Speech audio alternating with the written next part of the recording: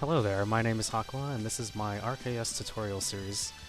The first episode, which is just the introductory information. It's just some background stuff real quick. I'm not going to be too serious on this in the sense that I won't be going all out with video editing. I will be very serious in terms of the information I will cover though, so I'm going to be covering everything I know of and can think of. So everything from the baby strats to the hardest of strats and all the frame data and all the information that you need to know for speedrunning RKS. I know I went and dived right in because there's just so much information I need to cover. If you're watching this tutorial series, I will assume that you have a background knowledge on speedrunning and some background information on this game, like the basics. But in any event, let's go over some stuff that you may or may not know. So, first things first, I'm going to bring up the display window so you can see the borders. And the reason I did this is so I can show you the version of the game of RKST you want to be running up here in the corner, version 1.05c. And this version of the game, if you look down here on the menu, on the bottom right of the screen, you can see that it's in Japanese. So these are the two most important things. One, version 1.05c is the fastest version of the game. I won't get into too much details, but basically other versions of the game have slower loading times than this version of the game, so you want to be running on this version of the game. And then as far as Japanese goes, we aren't entirely sure.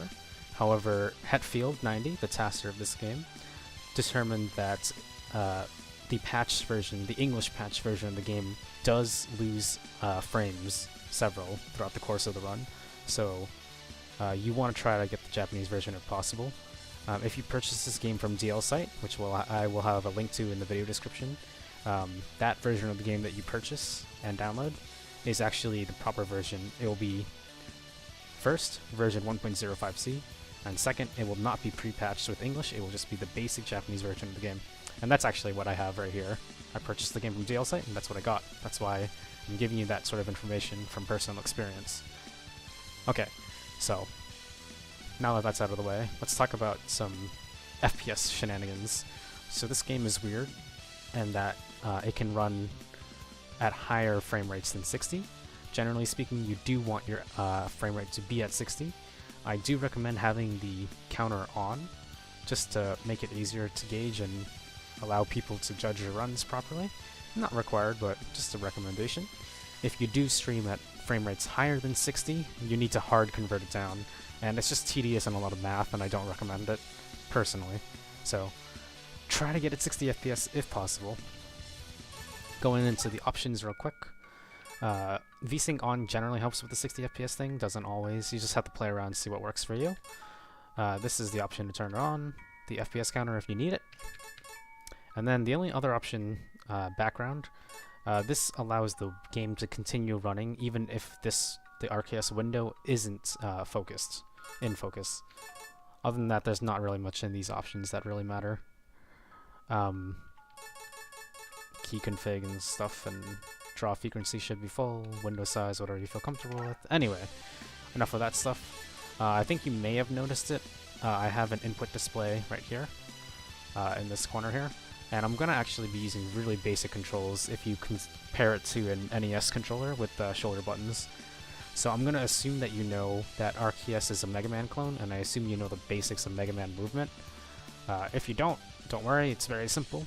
D-pad is move, the A button on this controller input display is jump, and the B button is shoot, or more formally in this game, just using any item that you have currently active. But let's just say using a weapon or shooting. L and R is for weapon swapping, because there's quick weapon swapping in this game. L is quick weapon swap left, and R is quick weapon swap right. Pretty self-explanatory. Only other things to note, the select button is completely useless in this game. It basically pauses the game. It doesn't pause the in-game time or anything like that, but it pauses the game, so that's one thing to note. You can save replays with this or exit the game, but you can also soft reset by hitting the escape button, like so. So there's not really a lot of reason to use the select button, at least what I have it mapped to. And then the start button is what you use to, like, well, I mean, you don't have to, you could use like the A button too, but you can use it to advance menus.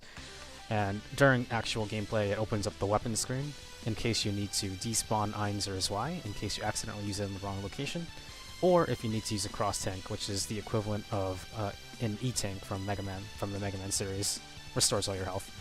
So, that stuff out of the way.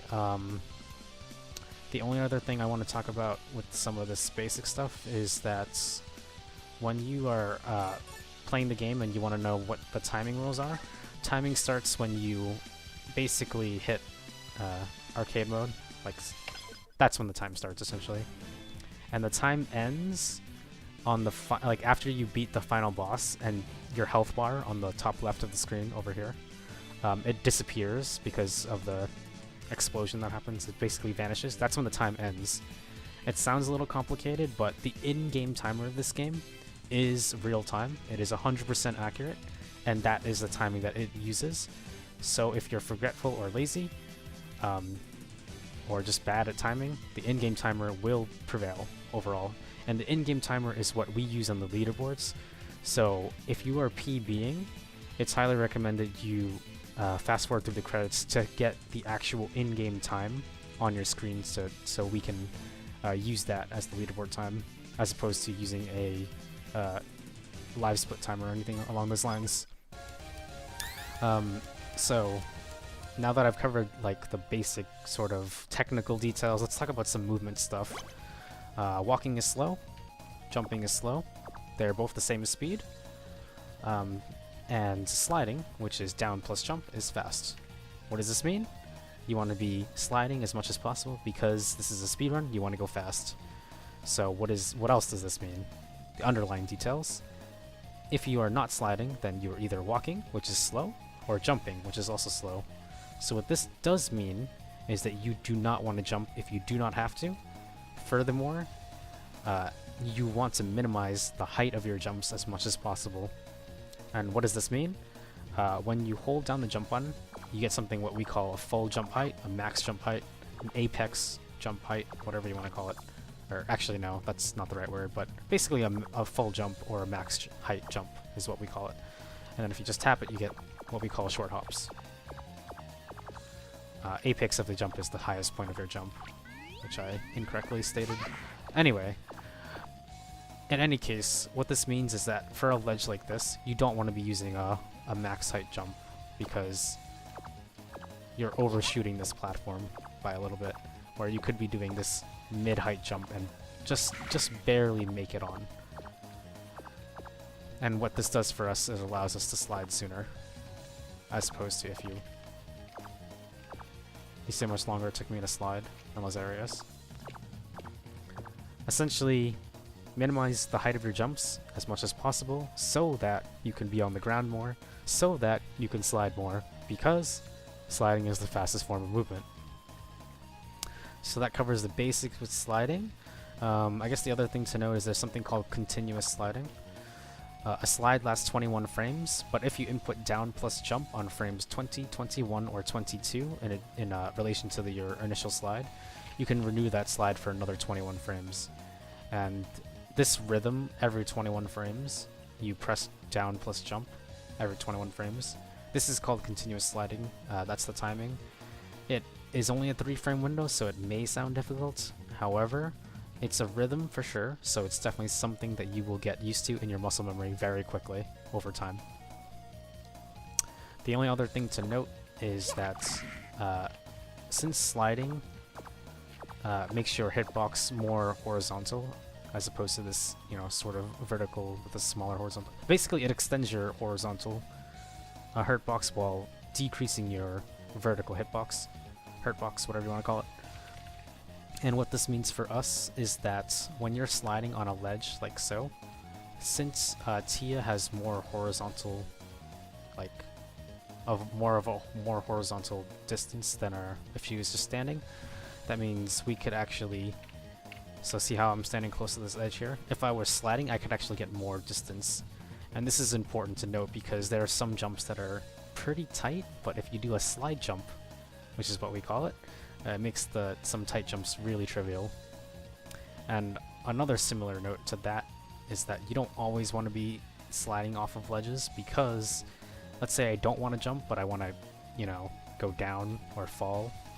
If you are sliding, that means you are in your sliding animation for a longer period of time. And what this means is you are not entering your falling animation for a longer period of time. So in this case, you want to actually cancel your slide, or more appropriately, do a short hop over a ledge as opposed to just sliding off a ledge, because doing a short hop will, generally speaking, allow you to get to the ground faster. It kind of varies though, because when you're doing a short hop, you are gaining less horizontal distance. So generally, if you short hop over a ledge, it's usually because we're either A, changing directions, or B, going straight down. Otherwise, sliding off is generally fine. And then the only other thing is that you can cancel your 21 frames of sliding by hitting the opposite direction of your slide at any point in time. This slide canceling is what we call it, and you can actually use that to also sort of enter your fall animation from ledges faster. Obviously, doing a short hop over a ledge is faster. However, there's some difficult areas or areas where you don't want to jump in. In that case, a slide cancel is good. Apart from that, the only other thing I want to note is that when you start your slide, which is 21 frames long, during the first 7 frames of that slide, you cannot jump out of that slide. Not until 7 frames have passed will you be able to jump out of it. So it's kind of hard to demonstrate because I can't show you 7 frames, but and it may not seem like 7 frames is really fast, so it's like you barely notice it, but once you start playing at a higher level or start sliding more often, you'll notice on 1x1 blocks that it's much harder to jump off of them if you're locked into your slide. One thing to note is that no matter how close you are to a ledge, there is always 3 frames where you can jump out of your slide. So you may be locked in for 7 frames if you normally slide on the ground and then try to jump. However, if you're sliding off a ledge, these 7 frames are overridden by the fact that you're about to fall over a ledge. And so this sort of ledge jumping, quote unquote, is a 3-frame window. So you will always have 3 frames to jump from a ledge no matter what, regardless of where you are in your slide lock, quote unquote. So hopefully that covers some basic information. It's a lot to take in, and I talked about a lot of technical details that I don't expect you to remember, but just keep those in mind and maybe vaguely remember them, because I will be talking about them in later videos where they're actually a lot more relevant. I know this video kind of dragged out, but hopefully the information I told you today was valuable. I tried to talk kind of fast, so I apologize about that, but like I said, there's a lot of material. That being said, that covers the basic information. I hope you enjoyed, and we'll see you next time when we start talking about Freudia and a lot more in-depth stuff.